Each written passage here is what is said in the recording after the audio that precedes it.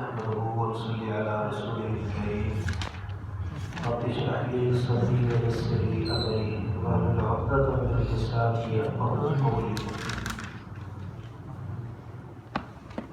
اللهم انفعنا بما علمتنا وعلمنا ما ينفعنا وزدنا علما. أعوذ بالله السميع العليم من الشيطان الرجيم. بسم الله الرحمن الرحيم. لقد سمع الله قول الذين قالوا إن الله فقير ونحن أغنياء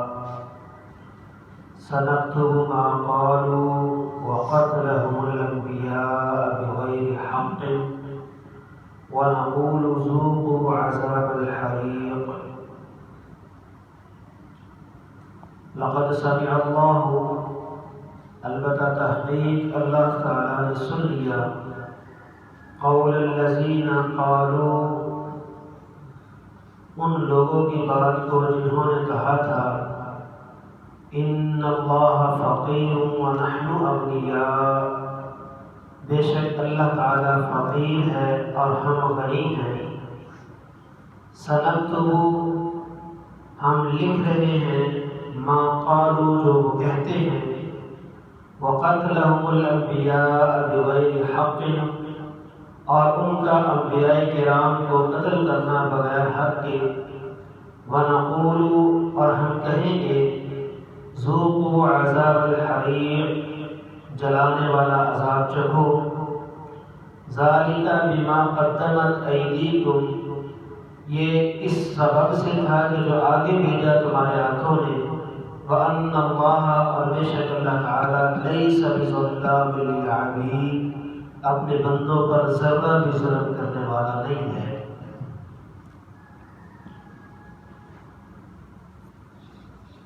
محترم سامعین، اس سے پچھلی آیت میں اللہ رب العالمین نے جو بخل کرنے والے ہیں، اللہ کی راہ میں خرچ نہیں کرنے والے، ان کا تذکرہ فرمایا کہ یہ مال جو اللہ کی راہ میں نہیں خرچ کرتے، قیامت کے دن ان کے گلے کا توق بنا دیا جائے گا. اب اس آیت مبارکہ میں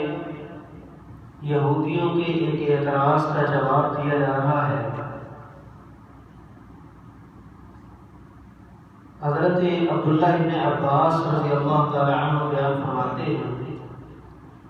کہ جب اللہ رب العالمین نے قرآن کریم میں سورہ بقرہ کے اندر یہ آیت نازل فرمائی وَمَن يُقْرِضِ اللَّهَ قَرْضًا حَسَنًا فَيُضَاعِفَهُ لَهُ أَضْعَافًا كَثِيرًا، تو یہودیوں نے یہ اعتراض کیا کہ نعوذ باللہ اللہ محتاج ہو گیا ہے، فقیر ہو گیا ہے، ہم سے اب اللہ قرض مانگ رہا ہے.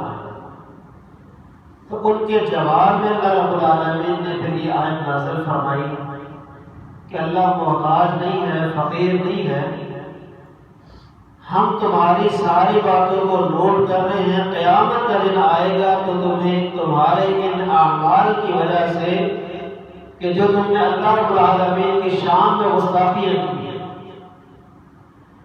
اور جو تم انبیاء کرام کو بغیر حق کے قتل کرتے رہے ہو،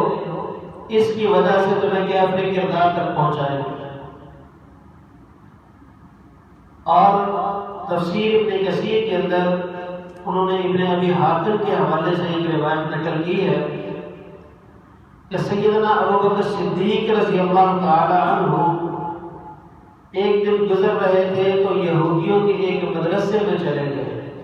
ایک مجلس کہہ گئے. اس مجلس میں یا اس مدرسے میں گئے تو یہودیوں کا جو سب سے بڑا عالم تھا جس کا نام فنحاس تھا، یہ فنحاس اور ایک اور عالم، یہ دو لوگوں کو مذہبی باتیں بتلا رہے تھے. تو سیدنا صدیق اکبر رضی اللہ تعالیٰ عنہ بھی ان کے پاس چلے گئے اور فنحاس کو مخاطب کر کے کہنے لگے کہ اے فنحاس، اللہ سے ڈر جا اور اللہ کے رسول صلی اللہ علیہ وسلم پر ایمان لے آ، کیونکہ تو جانتا ہے کہ اللہ نے ان کی نشانیاں تورات اور انجیل میں بھی نازل فرمائی ہیں، یہ برحق ہیں، اللہ کے سچے نبی ہیں. جو تورات اور انجیل تمہارے ہاتھوں میں ہے اس کے اندر بھی ساری نشانیاں اللہ رب العالمین نے بیان فرمائی. اب حضرت صدیق اکبر رضی اللہ تعالیٰ عنہ کی اس تبلیغ پہ اس نے اس کا ریئیکشن یہ کیا کہ فوراً کہتا ہے کہ ابو بکر میں اللہ کی قسم اٹھا کر کہتا ہوں کہ اللہ ہمارا محتاج ہے، ہمارا فقیر ہے، ہم غنی ہیں، ہمیں اللہ کی ضرورت نہیں ہے، اللہ کو ہماری ضرورت ہے۔ اگر ہم غنی نہ ہوتے تو اللہ ہم سے قرض کیوں مانگتا؟ اللہ ہمیں سود دینے سے منع کر رہا ہے اور خود ہمیں سود دے رہا ہے۔ اس کا مطلب یہ ہے کہ اللہ جو ہے نا وہ محتاج ہے، مجبور ہے، وہ جو ہے نا پریشان ہے اور ہم سے قرض مانگ رہا ہے اور ہمیں پھر سود کے ساتھ واپس لوٹا رہا ہے۔ یہ باتیں جب اس نے کی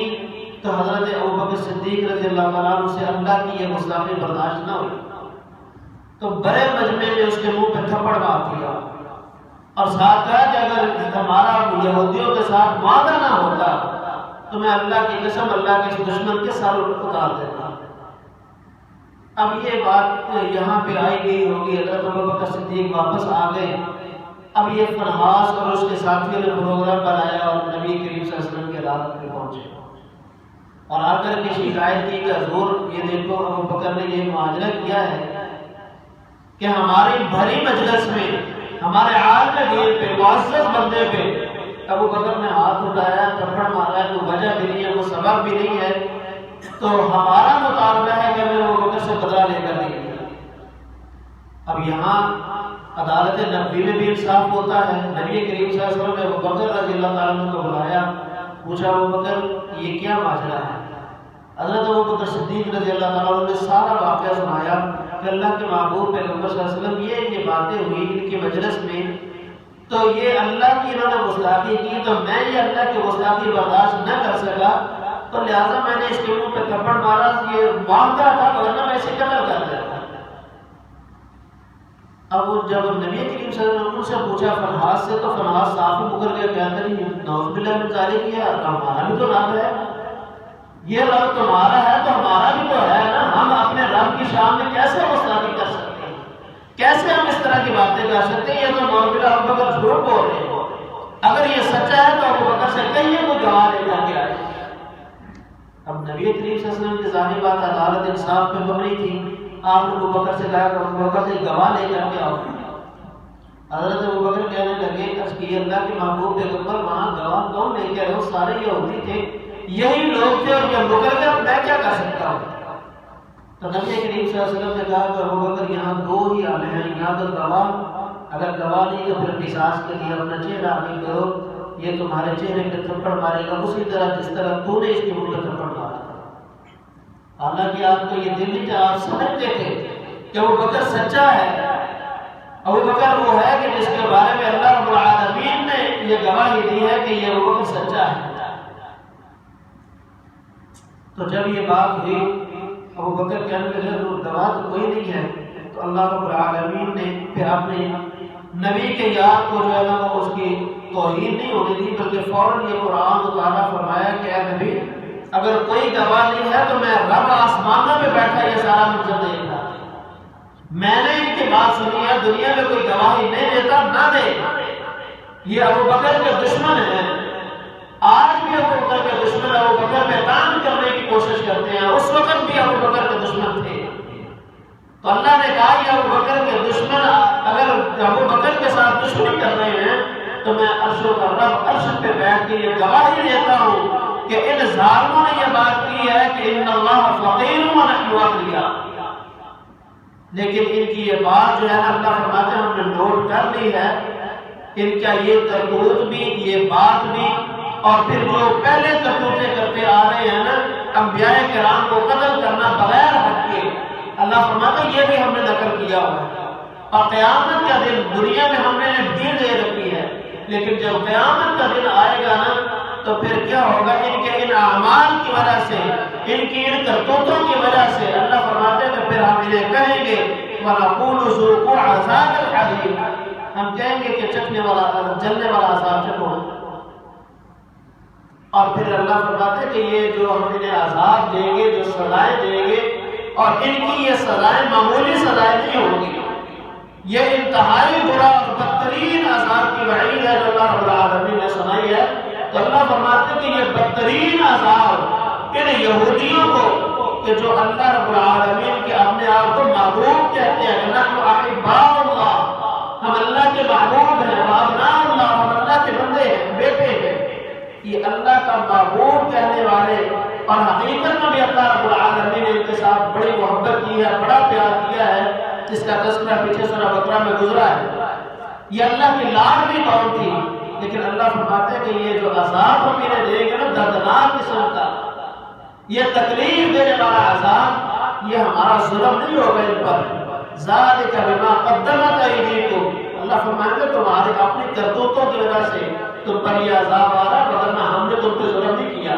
اور یہ اللہ کا قانون ہے کہ اللہ لیس بظلام للعبید، اللہ تو کسی بندے پہ ذرہ برابر بھی ظلم کرنے والے نہیں ہیں۔ یہ مبالغہ جو ہے یہ نفی کا مبالغہ ہے، ظلام اصل میں مبالغے کا صیغہ ہے کہ بہت زیادہ ظلم کرنے والا، لیکن جب نفی ساتھ آئے، لیسا آ گیا ہے تو لیسا کی یہ نفی ہے کہ اللہ ذرہ بھی ظلم کرنے والا نہیں، یعنی ظلم کرتا ہی نہیں اللہ، یہ اللہ کی شان کے لائق نہیں ہے۔ جس طرح کسی جگہ کا مقام ہوتا ہے، کسی انسان کا مقام ہوتا ہے، مسجد کا مقام ہے، عام باہر بندہ برائی کرے تو اس کا کم جرم ہے، مسجد کے اندر کرے تو زیادہ جرم ہے، اسی طرح عام جگہ پہ برائی کرے تو کم جرم ہے، بیت اللہ کے اندر جا کر کے برائی کرے تو زیادہ جرم ہے، عام دنوں میں جرم کرے تو کم گناہ ہے، رمضان المبارک میں جرم کرے تو زیادہ گناہ ہے، عام لوگ گناہ کرے تو کم گناہ ہے، لیکن اگر صاحب علم اور معزز لوگ ہیں معاشرے کے جو رول ماڈل ہیں وہ گناہ کرے تو زیادہ گناہ ہے، اسی طرح امتی گناہ کرے تو کم گناہ ہے، اگر امت کا نبی گناہ کرے تو یہ بڑا گناہ ہے۔ اس کی مثال اللہ رب العالمین نے دی ہے، سیدنا یونس علیہ السلام اور دیگر انبیاء کے واقعات میں موجود ہیں۔ سیدنا یونس علیہ السلام کو اللہ نے اپنی گرفت میں کیوں لیا، مچھلی کے پیٹ میں قید کیوں کیا تھا، کتنا بڑا جرم تھا، لیکن چونکہ نبی تھے، امت کے مسئلے تھے، تو چھوٹا گناہ بھی بڑا گناہ ہوتا ہے۔ نبی کریم صلی اللہ علیہ وسلم کے ازواج مطہرات، ان کا بھی تذکرہ آگے جا کے آئے گا تفصیل کے ساتھ، جس طرح مقام ہے، اللہ رب العالمین نے فرمایا کہ تمہیں اگر نیکی کرو گی تو اجر بھی دگنا ملے گا، لیکن اگر تم سے گناہ ہو گیا تو تمہیں سزا بھی دگنی ملے گی۔ اس لیے کہ یہ جو جتنا مقام اونچا ہوتا ہے، جتنی ہستی اونچی ہوتی ہے نا، اتنا جو ہے نا وہ معمولی کام بھی جو ہے نا وہ بہت بڑا ہوتا ہے۔ تو اللہ کی شان، اللہ کی ذات، اللہ کا مقام تو ساری کائنات سے اعلیٰ ہے نا، یہ تو مقام تو کیا کہتے ہیں، مقابلہ تو ہے ہی نہیں پوری کائنات کا اور اللہ رب العالمین کا، اس لیے یہاں مبالغے کا صیغہ لایا گیا ہے کہ اللہ ایک ذرے برابر بھی کسی پہ ظلم نہیں کرنے والا۔ اپنے بندوں پہ اللہ کیسے ظلم کرنے والا، اللہ تو بڑی محبت کرنے والے ہیں، تو اس لیے یہاں مبالغے کے ساتھ نفی آئی ہے کہ بالکل بھی اللہ ظلم نہیں کرتا۔ یہ جو انہیں سزائیں ملے گی، جو ان کے کیا کہتے ہیں انہیں پریشانیاں آئیں گی قیامت کے دن، جو انہیں عذابوں میں جلنا پڑے گا، عذاب کے اوپر عذاب، یہ ان کے اپنے کرتوتوں کی وجہ سے ہے۔ تو میرے بھائیوں، ہمیں یہ سمجھ لینا چاہیے کہ ہمارا جو عمل ہے دنیا کے اندر، ایک ایک حرکت اللہ رب العالمین نوٹ کر رہے ہیں۔ یہ یہاں صرف یہودیوں کا تذکرہ تو چونکہ ہو رہا تھا تو اللہ نے کہا کہ ہم لکھ رہے ہیں ان کے سارے معاملات، مگر نہ ہر انسان کے جو وہ منہ سے بولتا ہے، جو ہاتھ سے کرتا ہے، جہاں وہ پاؤں سے چلتا ہے، اللہ نے دو فرشتے بٹھائے وہ ہر چیز نوٹ کر رہے ہیں۔ اور پھر قیامت کا دن ہوگا تو انسان کے اپنے اعضاء جو ہیں، اپنے ہاتھ، اپنے پاؤں، اپنے کان، اپنی زبان، اپنی آنکھیں، یہ انسان کے اپنے خلاف ہی گواہی دیں گے۔ اس کا تذکرہ بھی آگے جا کے آئے گا، تو اس لیے ہمیں دنیا کے اندر جو ہے وہ پھونک کر قدم رکھنا چاہیے، جو بولے سوچ کر کے بولے، جو عمل کرے سوچ کر کے عمل کرے، کہ کہیں ایسا نہ ہو کہ یہ ہمارا جملہ یہ ہمارا عمل جو ہے قیامت والے دن ہمارے لیے سزا کا موجب بن جائے۔ اللہ رب العالمین سے دعا ہے کہ اللہ مجھے اور آپ کو جو کچھ سنا سنایا عمل کی توفیق عطا فرمائے۔